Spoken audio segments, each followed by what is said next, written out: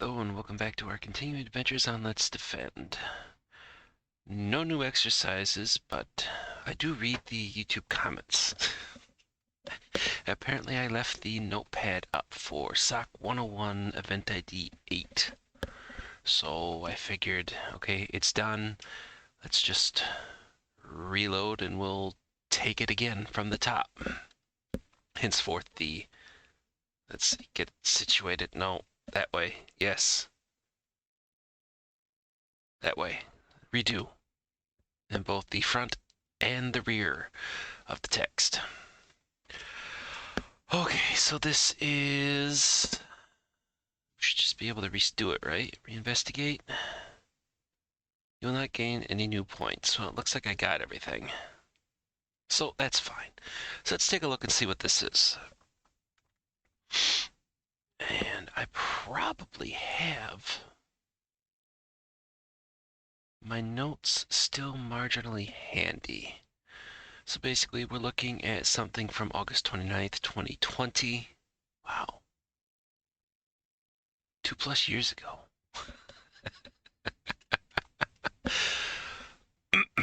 Got something that came to mark for UPS Express that was allowed. Interesting. UPS Express, but yet info at nexioaberca.com. And just in case anybody's wondering, no, I did not rewatch the video. And this has been... When did I post that video? I guess would be the other question I have too. That got popped out over a year ago.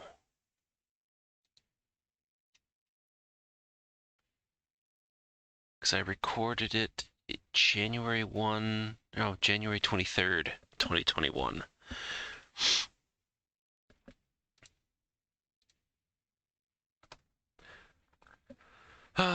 Okay, so we're going to be looking at the mailbox, take a look at the rest of this stuff. So a typical aspect would be, at least in my mind, okay, we've got an IP address. What does VirusTotal tell us about the IP address? By the same portion too. Well, that's something like, take a look at Talos and see what they say in regards to it.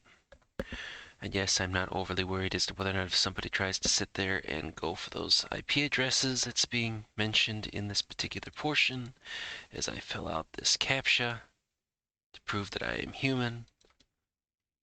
Or, no, it's not that I'm proving I'm human, I'm proving I'm not a robot. But we'll see as to what shakes out. Okay, so according to this, everything's clean, although it's not really the easiest way to go about it. So you're going to take your Intel provider of choice. I really like Cisco's Talos site, but I mean, you've got any number of other ones that you can use. And just to take a look and see what kind of shakes out from all this. Well, apparently it's got a good sender rep. Oh, because it's Amazon. Yeah, for the sheer amount of crap that would be coming through there. Yeah, I guess I'm not overly surprised. Down here at the bottom.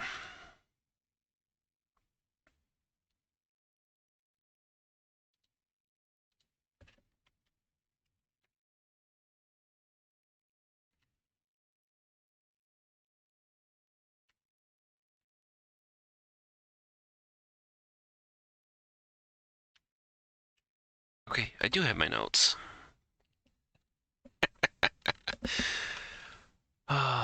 Okay, so it does look like I did the typical thing of we ran through, we took a look at the Talos intelligence aspect for both the sending domain and the IP address. And this is why notes are a wonderful, wonderful thing.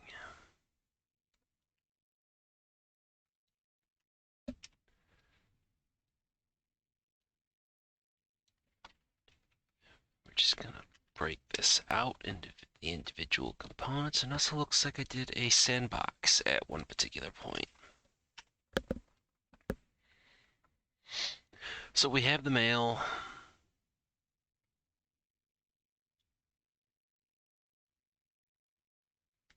I mean, I'm fairly certain that UPS has had for a while that effectively you can have that information sent over for the shipping stuff. But I suppose by the same token,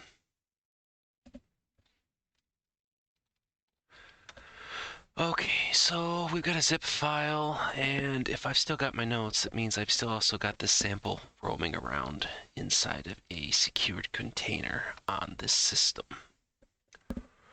So if I browsed, you said secure container. I mean, this right off the bat is sus. Extremely sus.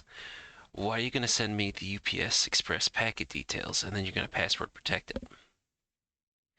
I mean, I can understand the same portion in regards to, wanting the information to be as secured as possible, even though what is it really going to contain? A link to a portion that would then, on the UPS site for tracking is going to tell you where it started and where it's going to end up? I mean, I suppose if you're extremely paranoid, maybe. Now comes the fun part.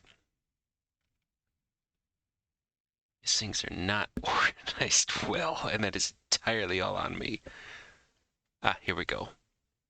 Starts in 21 Bravo 3 Alpha, ends in Bravo 211. Got it. And it looks like they sent a Word document. Papa Tango Delta dash 01 or 080120 space Zulu Gamma Omega dash 082920.doc.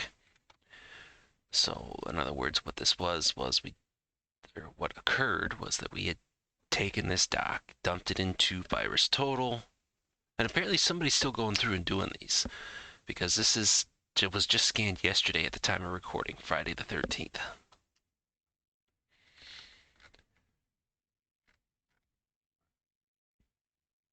It does kind of speak a little bit too in regards to this particular aspect, because this is from late 2020.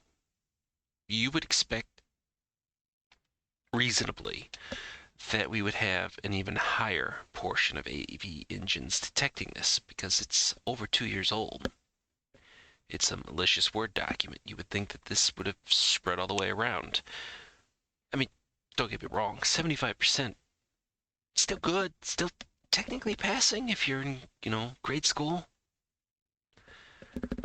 I mean, what effectively fails here? Malware bytes for some reason. Panda.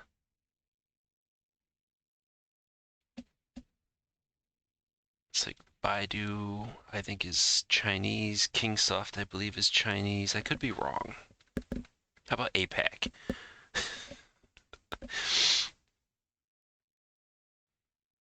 But yeah, some of the big ones that would just kind of surprise me. I mean, Webroot usually just sits there and freaks out about everything, so I'm surprised that one's just not sitting there jumping up and down. I mean, when you get to the aspect that, McAfee and Microsoft and Symantec, at least 2 of those 3 being considered the old guard, pick it up, and then one's just, I don't know, depending as to your views, it's just kind of a joke. But this looks like an Emotet document.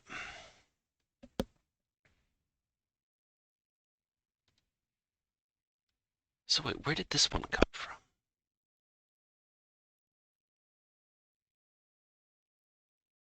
Because this matches it exactly 26 days ago. So where did... Okay, maybe I need to take that back.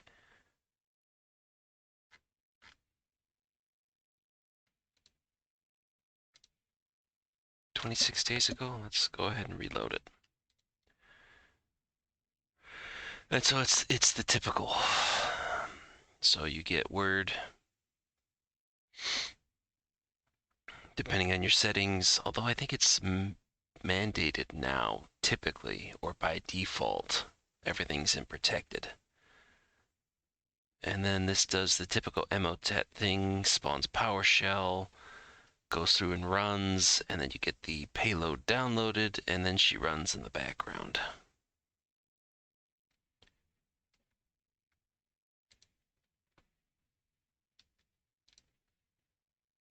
So if we take the command line, and I think I did this previously,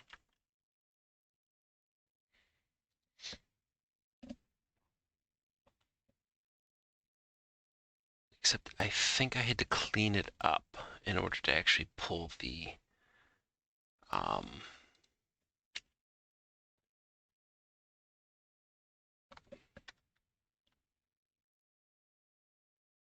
pull out the URLs. So effectively, this is base 64. The big takeaway is usually you will see a equal sign or a double equal sign at the rear end of it. It's used as padding, as everything has to meet a certain space. And then I believe it is remove null bytes, brings everything back into this particular portion. So we end up with all this code. And the terrible thing is that this code will go through and will probably cause my AV to have a slight hissy fit. So what we're going to try to do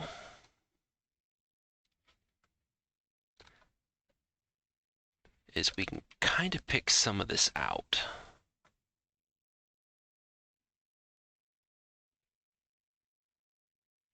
So it looks like it's trying to make a new item in the environment variable for temp word 2019.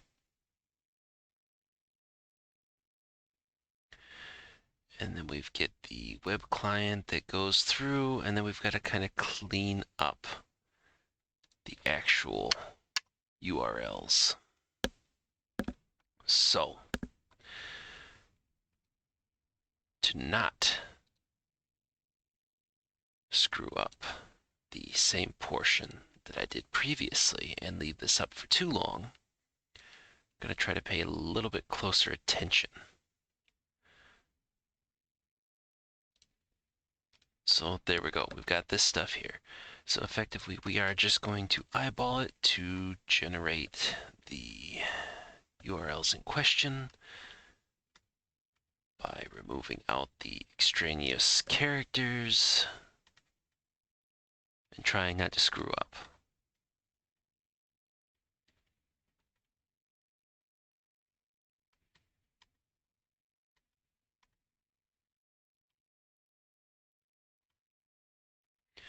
So what we immediately see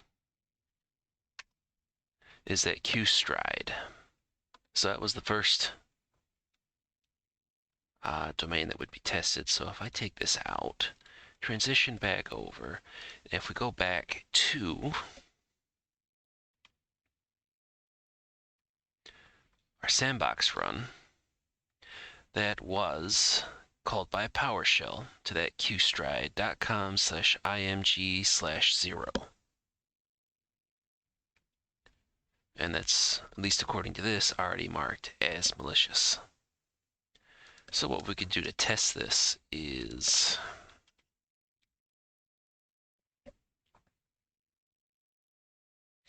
URL Hause will tell us what type of campaign this stuff sat with.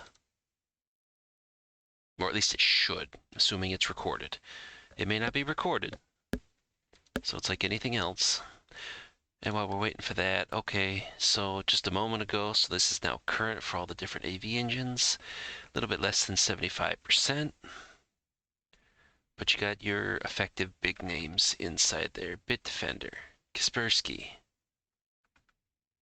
You have the old guard. Semantics got it. McAfee's got it, both gateway and normal. Even Microsoft has got it. SOC101 calls it out, which I don't think they were calling out the previous. Or were they? Oh, no, they were. Okay. So then you're effectively missing out on some of the Chinese AVs. I'm surprised, too, that Malwarebytes doesn't pick up something that's 2+ years old, but...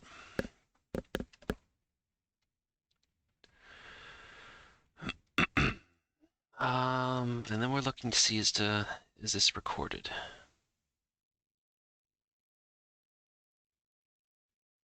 Yes, it was, and it does confirm that it's Epoch 2 and that it's Emotet and that it is currently offline. And the date that it was added, so what is it? August 29th matches up with the same date range as when this email came in. So, okay, valid. Good.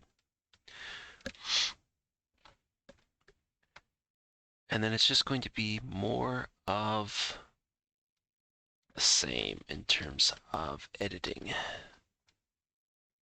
the URLs out of the sample.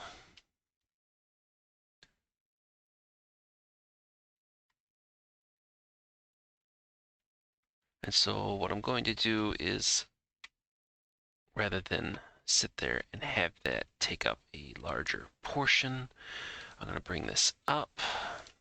Can I do the, oh, I can do the Control Plus. Okay, so I'm not going to sit there and keep this portion. I'm just going to bring this up. I did start on the second URL. I'm going to pause the video. I'm going to get everything put together.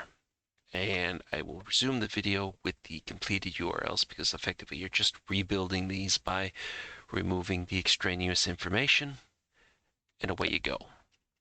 So let me pause this, and then we'll have the URLs, and we can go through, take them, and run them through URL hosts, and just verify that, okay, yes, all these were legitimate Emotet back in late 2020. So I will be right back. Okay, here we go. So there's the unconverted URLs.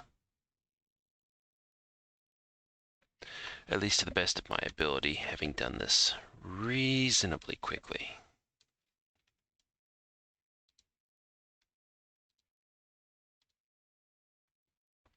So, and then what we're going to do, I mean, we've already kind of confirmed that this is all valid, so I'm going to remove now the notepad from the screen so we don't have the same type of portion. And we'll submit the second URL in series. And that one did not come back with anything.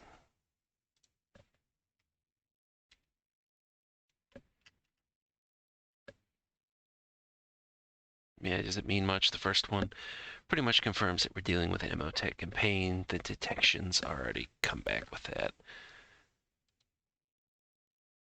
And now I'm just kind of wondering, did I screw up in terms of the creation? No, that second one should be http://tsk gear, whereas my first inclination is that I'm missing an A for task, but it is not included in the code that's there.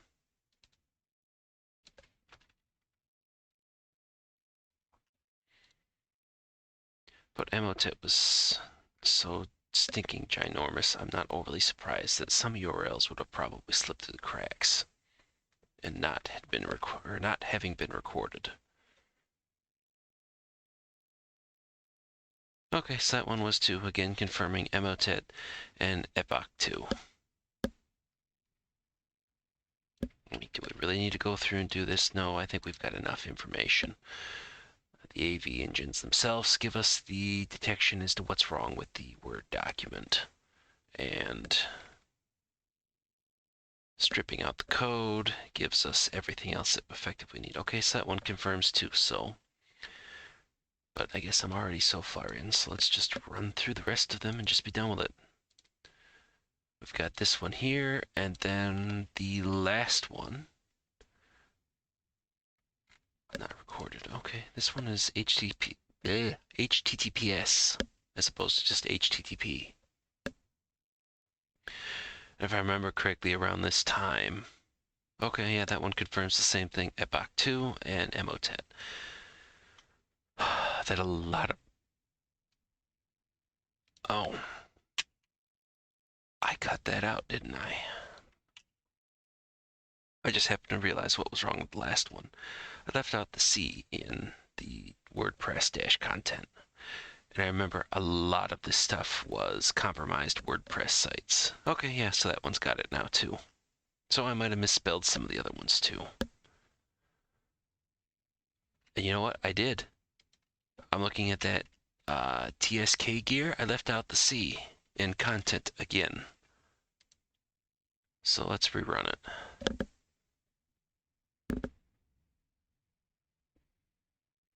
Okay, so yeah, all contained, just slip of the finger, knocking out a very crucial character. Apparently we can't do proper analysis without the letter C. Okay, so we have the IP address, we have the domain that's neutral, business and industry. It looks like they've got their own mail servers, as to whether or not if that's changed in the 2 years. But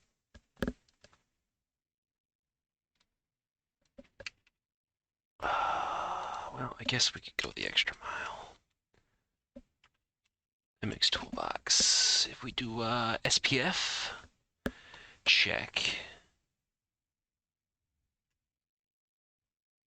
I know this is doing MX.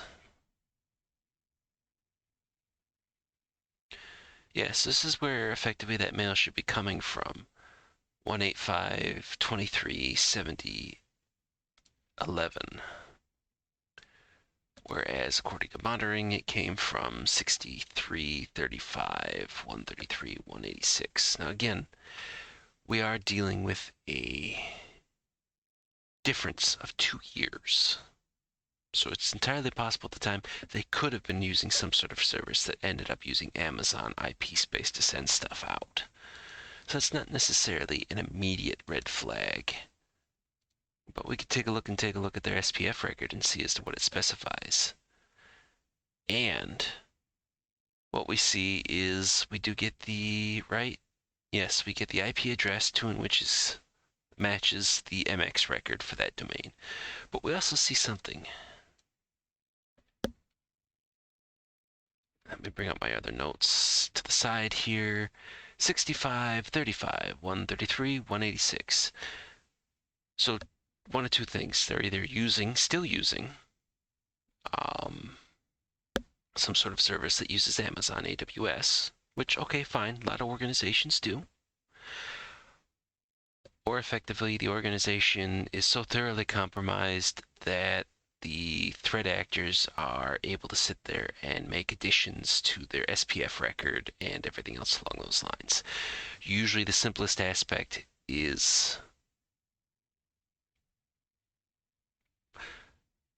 that they got themselves compromised with Emotet, and it was able to just sit there and send itself off, or threat actor has access inside to be able to sit there and send that stuff off.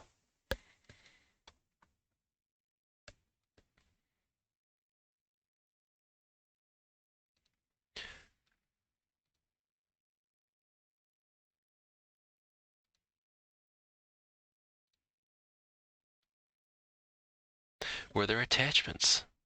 Yes, there were. Were they malicious?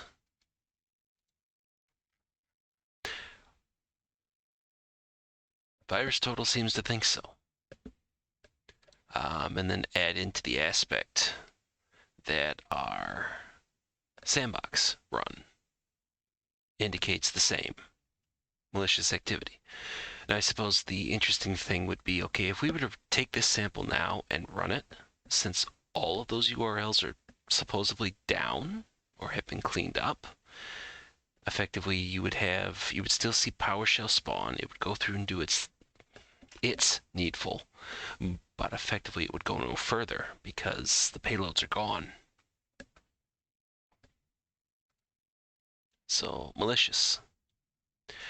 And then we're checking to see as to whether or not if it was delivered, and considering the fact that from when we started this, device action was allowed, it was delivered.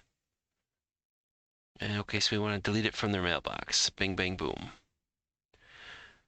Then we need to take a look and see, did anybody go through? So that's done with log management. So, utilizing the sandbox,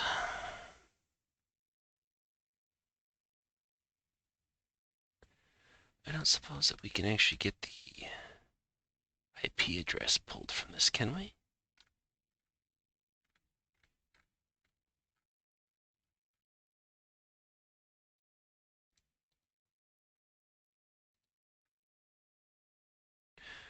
Oh, that's what I thought I was opening up.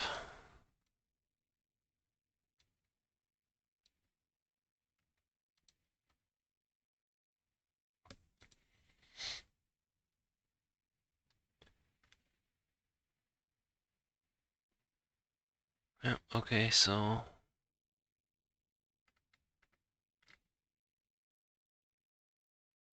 and maybe it's staring me right in the face, but I'm sitting there trying to take a look at, okay, what was the IP address?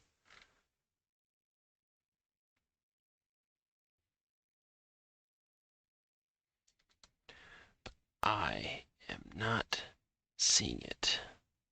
So if we take a look, okay, so we did have some sort of time. When did this fire off? 11:01. So let me guess. This here is going to be, okay, yep, there's our email. Come in.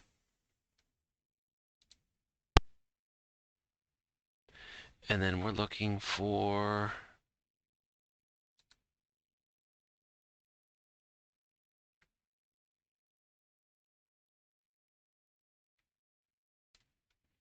so it looks like it went to 172.16.23.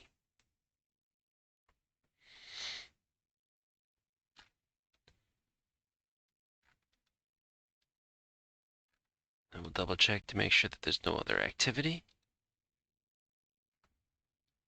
Yeah, so the only activity we have is the email actually being delivered.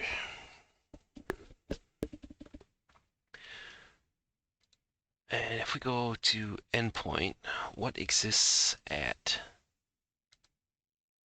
.3? Oh, that's just the Exchange server. Well, crap.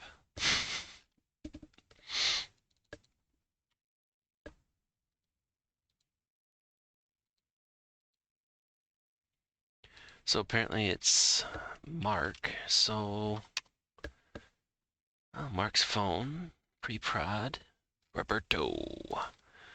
And we got 88, which looks like it's contained. And then it looks like we're dealing with an instance of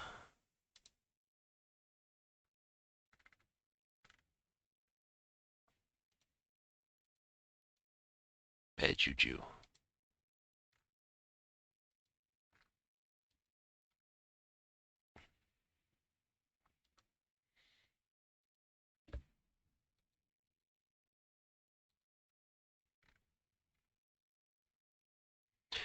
Well, I mean, we definitely see something wonky running on this thing. But I don't see anything that matches the immediate portion.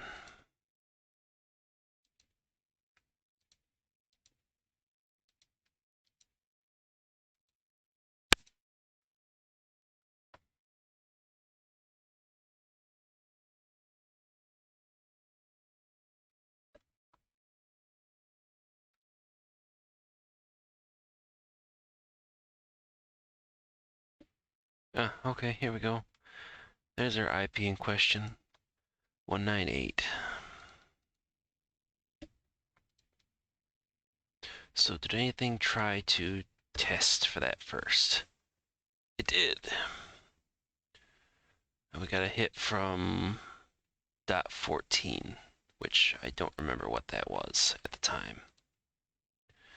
But that is qstride img0. It is the file that we had received. And okay, process PowerShell, so exactly as the any.run sandbox denoted. So here's a question. Who is .14?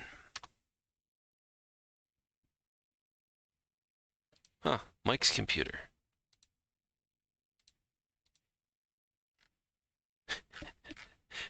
Which pretty much has the PowerShell kicking straight off. So wait, they sent it to Mark at letsdefend.io, but it's Matt that got it.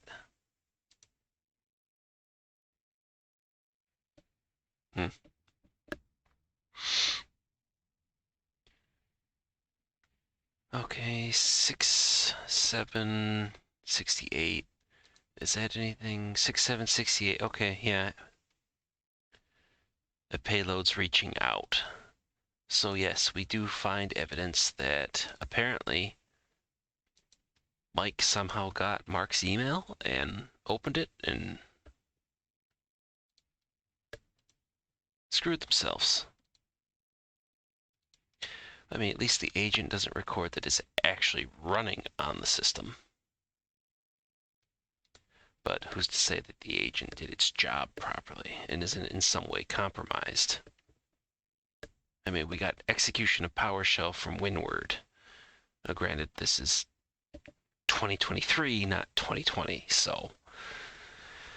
But yeah, I would say that we definitely have enough evidence to denote that it was open because the first URL in the series pulled from that base64 encoded blob is showing up. And then the follow-up address for the C2, that's 67.68. And so we've already made sure, yeah, Mike's computers already has containment requested. Ooh. Wow. They redid the add artifacts interface. Nice. I think I like this one more. I mean, so realistically, at this particular portion, we would probably go back, take a look at email logs. Okay, has there been any back and forth before in regards to this particular domain, this nexoiberica.com? If there hasn't been any sort of communication, if we can't find any sort of hit in the proxy logs, everything else like that, probably just out of abundance of caution, reach out to the end user. Hey, do you know this domain? Have you ever visited it? Do we do business with them? So we are going to do MD5 hash of the... I'm going to take the Emotet Word doc, and we need the MD5. And then we are going to do...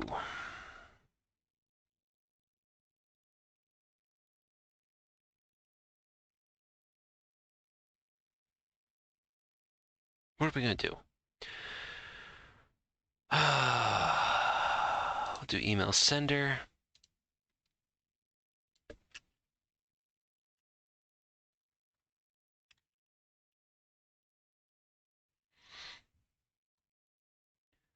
We're going to do the sending IP. This is also we would have to check.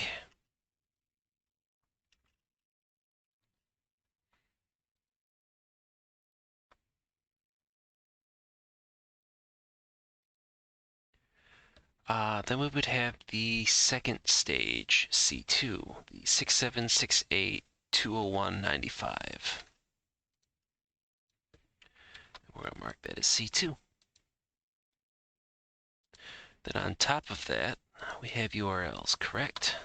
Correct. Okay, so we have QStrike. And due to our analysis, we have more than that too.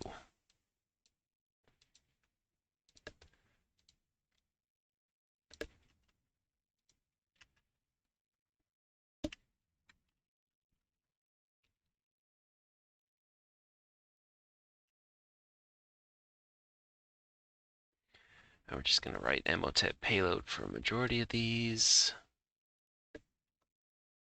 because that's exactly what they are. And since we pulled it off, we might as well sit there and we did the work. Let's dump them in. I mean, hopefully this stuff would have been reviewed. We check for any follow-up hits. And I need 2 more.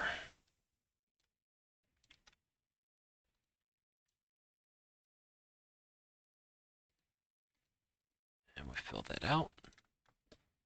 Although realistically, at this particular juncture, you would probably be okay just putting down the qstride.com.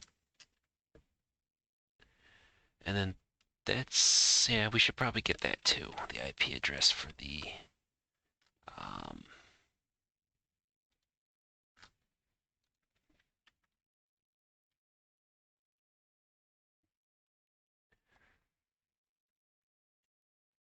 get the IP address from that. And we're going to change this one to visited Emotet payload.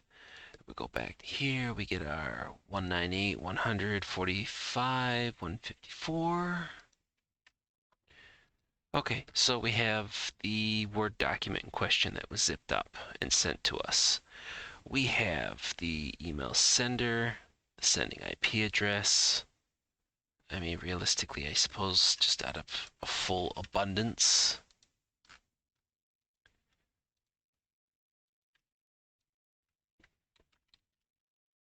Fill in the rest of it, email domain. And then we have the URLs, we got the IP for the C2 that was observed. We have the IP for the visited domain that pulled the Emotet payload. We have, I mean, I guess the other aspect too, if we can find.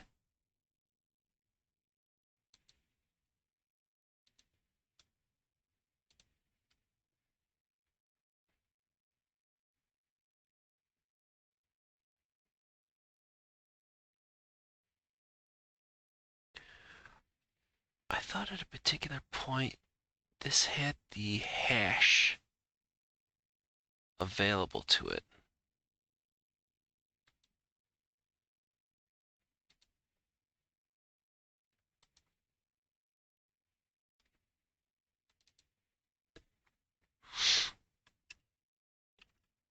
Okay, so we have ComDial. So this one is our currently unknown where that one pulled from. But here's our Emotet payload 2 years ago. And then if we go back and do PowerShell, and so we get that particular aspect where it denotes. Did we get the modified file for, yes, right here. 9.7 and the like. So let's see if that matches up. So I might have done this wrong and grabbed the wrong virus total link, because I don't know where that other one for the Word document came from. I mean, I know this one because the hashes match and the file names match, everything else like that.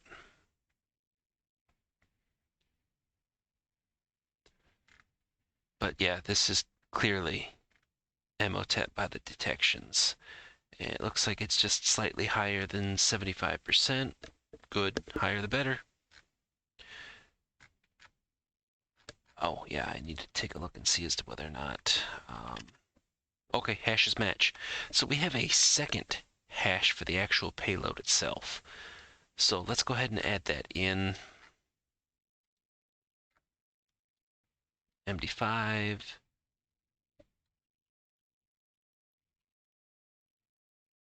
Okay.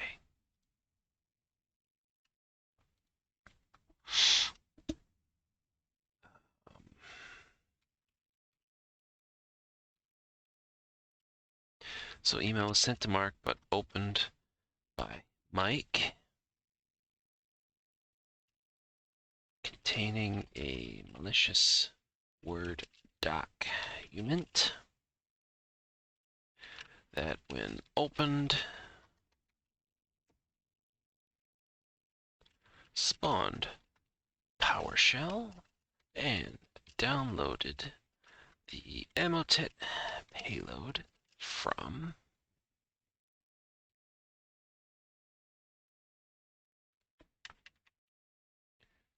here. We're going to take this particular aspect. We're not going to base 64 encode it. We are going to use this to defang the URL, so that way somebody cannot click on it and basically infect themselves out of an abundance of caution. Although realistically, seeing as how the back end is down, it shouldn't really be an issue. But again, it really should be done, just in case somebody does get click happy. I know I probably didn't do it originally, but I'm also not the same technically the same person I was in late 2020. So a lot of things are different. A lot of things are different. Okay, so we have that payload from with detected C2 traffic going to, and here's the aspect where we need the IP address yet again, the 6768. And we'll just do the same thing. They have a defang IP addresses, which basically just puts the brackets around the dots, but that is usually enough.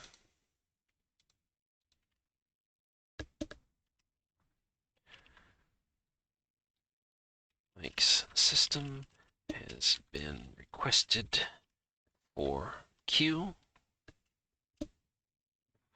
quarantine,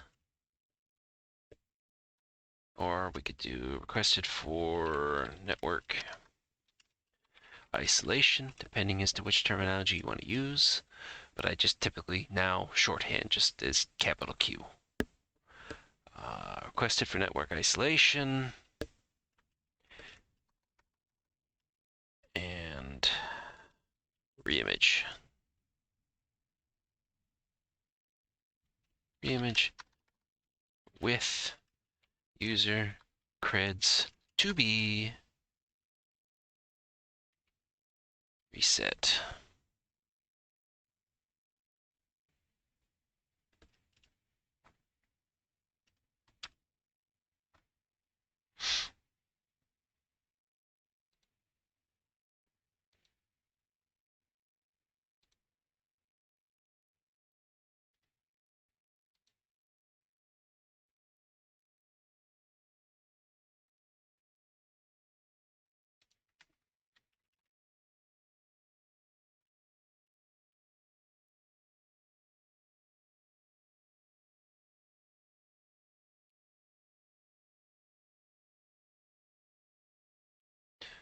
Method detection, see notes for analysis.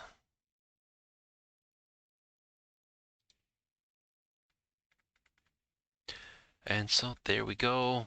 Without having Notepad take up the entire thing, or at least a majority of it during most of the video, a reanalysis of an exercise from late 2020.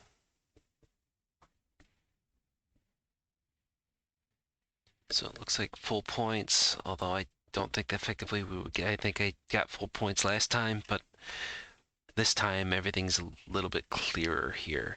So I will probably go back. I'm going to sit there and re-upload this for today, which is the 14th. I will probably change around the notes to actually probably just copy and paste the previous description, notes, everything else like that, and just change a few things up. But I will include the actual payload virus total in this particular aspect as opposed to what my notes detailed, which was another Word document from I have no idea where. But so there we go. That is a redo due to user error in terms of not transitioning various windows on top of the others. For the Let's Defend platform, SOC101, phishing mail detected, EventID 8.